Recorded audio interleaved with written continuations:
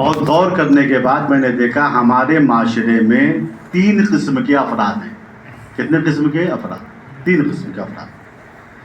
کچھ وہ ہیں جو سلام کرتے ہی نہیں، جب سے پیدا ہوئے ہیں انہوں نے کسی کو سلام کیا ہی نہیں. مادرزاد سلام نہیں کرتے. ٹھیک. کچھ وہ ہیں سلام کرنا تو دور کی بات ہے، ان کو اگر سلام کیا جائے تو جواب بھی نہیں دیتے. یہ سلام علیکم، ہاں ٹھیک ہے، علیکم السلام نہیں کہہ پاتے. تو 3 قسم کے آدمی ہیں. کچھ وہ ہیں جو سلام کرتے ہی، کچھ وہ ہیں جن کو سلام کیا جائے تو جواب نہیں دیتے. کچھ ان سے اونچے ہیں جو کسی کو موقع سلام ہی نہیں دیتے. سب جھکائے چلے جا رہے ہیں. ہمارا دل چاہ رہا ہے ان کو سلام کرے، وہ موقع ہی نہیں دے رہے ہیں. ٹھیک. چونکہ یہ سلام کی اہمیت کو نہیں جانتے. اصل میں دیکھیے کلام سے پہلے سلام ضروری ہے، اور سلام ایک عبادت کا نام ہے. انشاءاللہ بھی ثابت کروں. سلام ایک عبادت کا نام ہے. اس صلوات علیہ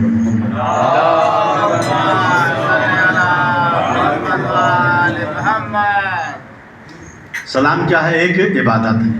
جیسے نماز عبادت ہے، روزہ عبادت ہے، صلہ رحم عبادت ہے، مسکرا کے بولنا عبادت ہے، ویسے ہی سلام بھی عبادت ہے. اس کو شاید نے اپنی زبان میں کہا عبادتوں کی طرح میں یہ کام کرتا ہوں. شعر سچی پڑھتا نہیں، لیکن شعر اگر حقیقت پہ مبنی ہے تو اس کو یاد کرنے میں آسانی ہو. عبادتوں کی طرح میں یہ کام کرتا ہوں، میرا اصول ہے پہلے سلام کرتا ہوں. یہ اصول ہم بنا.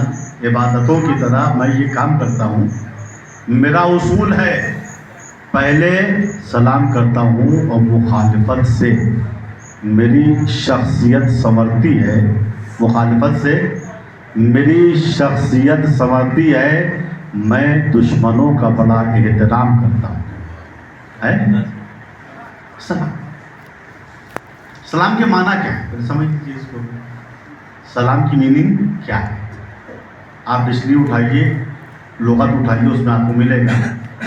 سلام کے معنی ہے سلامتی، وہ بھی تمام آفتوں اور بلاؤں سے سلام. سلام کے معنی کیا ہے؟ سلامتی، آفتوں اور بلاؤں سے. ہم نے آپ سے کہا السلام علیکم، اور قسم سے اگر ایک حکم شریعت پہ عمل ہو جائے تو سارے جھگڑے معاشرے کے ختم ہو جائیں. ہم نے آپ سے کہا السلام علیکم، کیا مطلب؟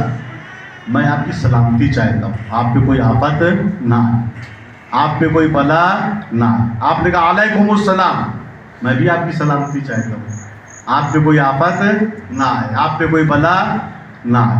غور کیجیے، اگر ہم آپ کی سلامتی چاہیں، آپ ہماری سلامتی چاہیں، تو کیا معاشرے میں کوئی جھگڑا ہوگا؟ اس سے ہی ختم ہو گیا. سلامتی چاہنا یہ ہے سلام. السلام علیکم، آپ کی سلامتی. آپ نے کہا علیکم السلام علیکم، ہم بھی آپ کی سلامتی چاہتے ہیں. اس سے ہی ختم ہو گیا. اب جھگڑا کس بات کا ہے؟ اسی لیے روایت کہتی ہے حضور پاک حضرت محمد مصطفیٰ صلی اللہ علیہ وسلم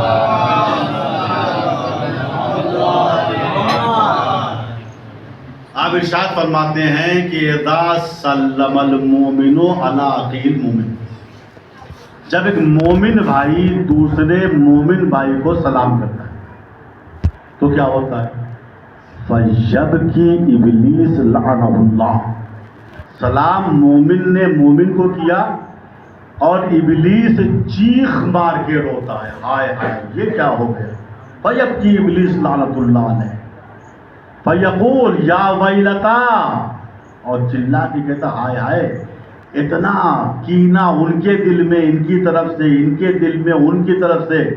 10 سال ہم نے محنت کیا ایک دوسرے کے درمیان تفریق پیدا کر دے، ان کا بغض ان کے دل میں ڈالے، ان کا بغض ان کے دل میں ڈالے.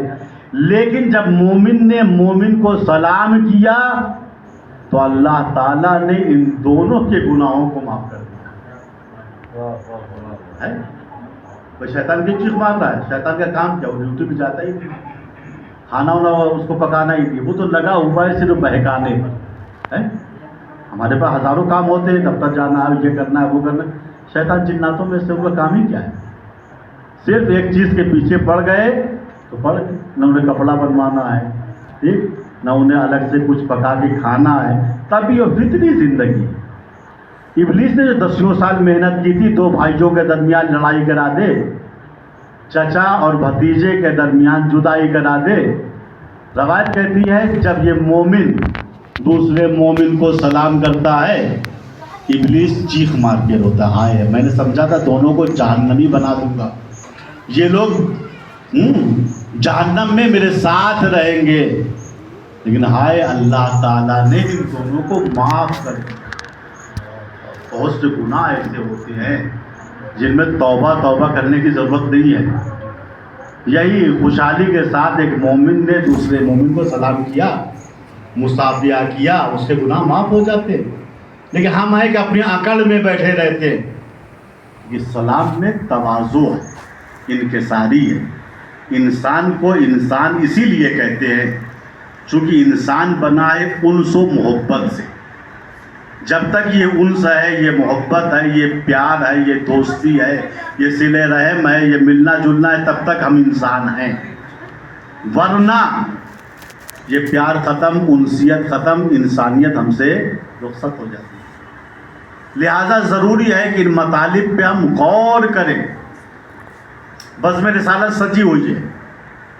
हुजूर पाक अपने असहाब से कहते हैं, ऐ मेरे सहाबियों, क्या तुम जानते हो कि सबसे बड़ा काहिल कौन है?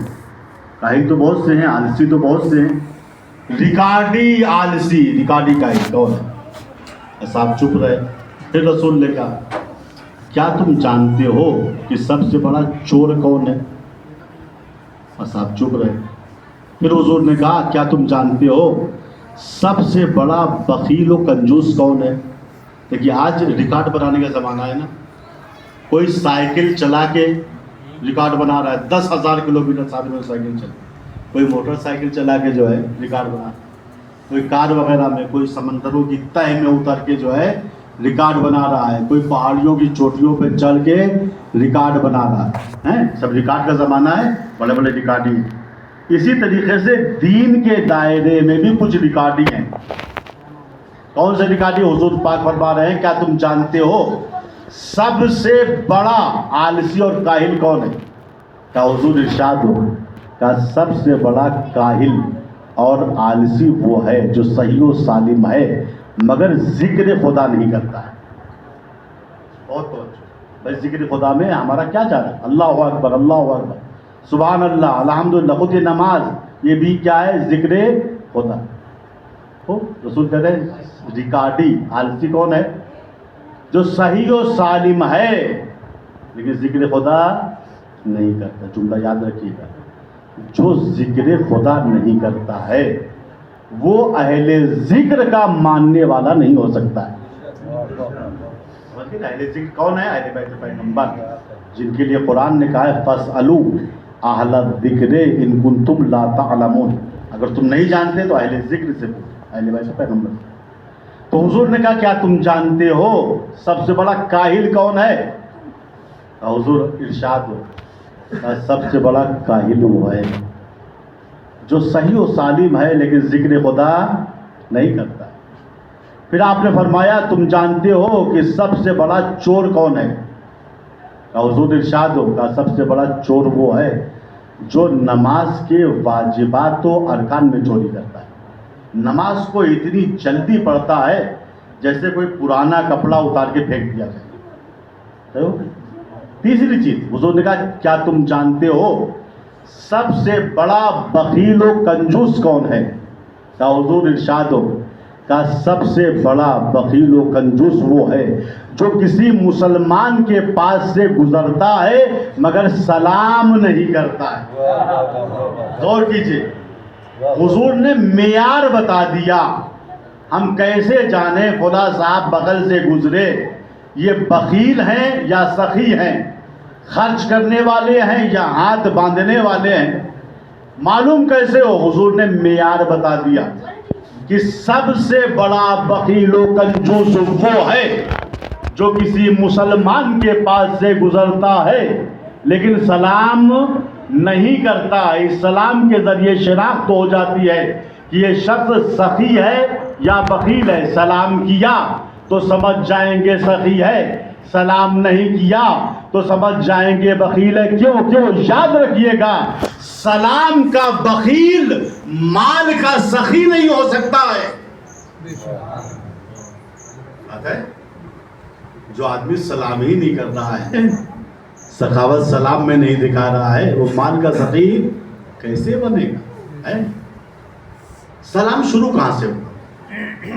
اس کا تاریخچہ کیا ہے؟ تو علماء نے لکھا ہے اس کا تاریخچہ یہ ہے کہ جب اللہ نے جناب آدم میں روح پھونکی اور آدم اٹھ کے بیٹھ گئے تو اللہ کی آواز ہے، آدم جاؤ فرشتوں کی جماعت کی طرف، گروہ کی طرف، اور فرشتوں کے گروہوں کو اور جماعتوں کو سلام کرو۔ آپ جانتے ہیں نا، فرشتوں کو اللہ نے جس حال میں پیدا کیا ہے وہ اسی حال میں، کچھ رکوع میں ہیں قیامت تک رکوع میں رہیں گے، کچھ سجدے میں ہیں قیامت تک سجدے میں رہیں گے، کچھ حالت قیام میں ہیں قیامت تک حالت قیام میں رہیں گے۔ جناب آدم حکم خدا سننے کے بعد فرشتوں کی جماعت پہ آئے، کیا دیکھا؟ کچھ رکوع میں ہیں، کچھ سجدے میں ہیں۔